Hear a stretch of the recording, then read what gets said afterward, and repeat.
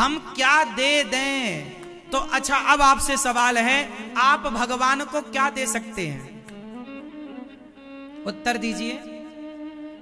आप भगवान को क्या दे सकते हैं? जोर से। प्रेम देने की चीज थोड़ी है, हमने तो प्रेम की परिभाषा बताई। प्रेम देने का थोड़ी होता है। प्रेम देने का विषय है क्या?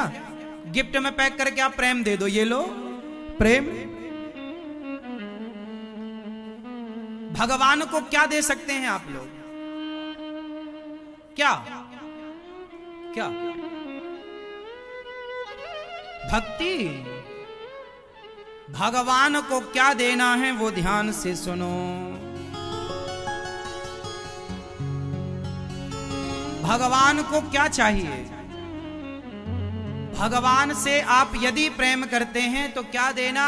क्योंकि प्रेम में नदी ने समुद्र को क्या दिया? नदी ने समुद्र को क्या दिया? जैसे नदी समुद्र में मिलकर समुद्र हो गई, अपने आप को दे डाला। बस यही करना है भक्त को। तुम नदी हो और कृष्ण समुद्र है, मिला दो अपने आप को कृष्ण में, समर्पण कर दो। भगवान के चरणों में अंतिम क्या है? समर्पण। तेरा तुझको वर्पण, क्या लागे?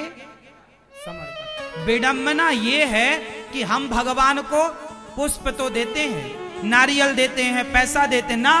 भगवान को इन पुष्पों की जरूरत नहीं। ये पुष्प कोई तुम्हारी फैक्ट्री में नहीं बनते, ये ऑलरेडी भगवान के बगीचे में खिलते हैं। नारियल कोई तुम्हारे घर में नहीं बनता, ऑलरेडी भगवान उसको तैयार करते हैं। तो भगवान की चीजें भगवान को क्या देना?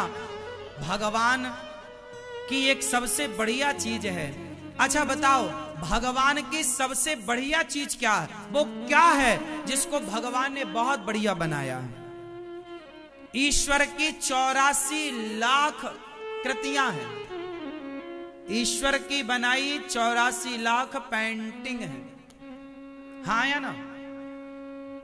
भगवान की बनाई कितनी कृतियां हैं? 84 लाख। अब आपसे सवाल है, इन 84 लाख कृतियों में, प्रतियों में, इन 84 लाख कृति में, पेंटिंग में कौन सी पेंटिंग सबसे खूबसूरत है? कौन है सबसे बेहतर? तोता, मैना, मोर, शेर, हाथी, स्त्री, पुरुष, पेड़ पौधे, पशु पक्षी, क्या ईश्वर की बनाई सारी सृष्टि में सबसे सुंदर क्या है? जरा उस सुंदर का नाम बताओ, बोलो।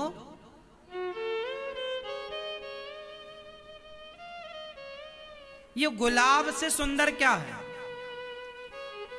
बताओ मेरी मां, एक साथ बोलो सब लोग। भगवान की बनाई, ये गुलाब किसका बनाया है? भगवान का। ये गेंदा किसका बनाया है? भगवान का। ये कमल किसका बनाया? भगवान का। ये तोता किसका बनाया? भगवान का। ये मोर किसका बनाया? भगवान का। शेर किसका बनाया? भगवान का। कुत्ता बिल्ली किसके बनाए? भगवान के। पशु पक्षी किसके बनाए? सबको भगवान ने बनाया। इंसानों को किसने बनाया? भगवान ने। पर्वतों को किसने बनाया? भगवान ने। नदी समुद्र को किसने बनाया? भगवान ने। अब ये बताओ, इन सब में सबसे सुंदर कौन है? सबसे सुंदर चित्रकारी क्या है? ईश्वर की सबसे सुंदर संरचना क्या है? क्या? हाँ, क्या है?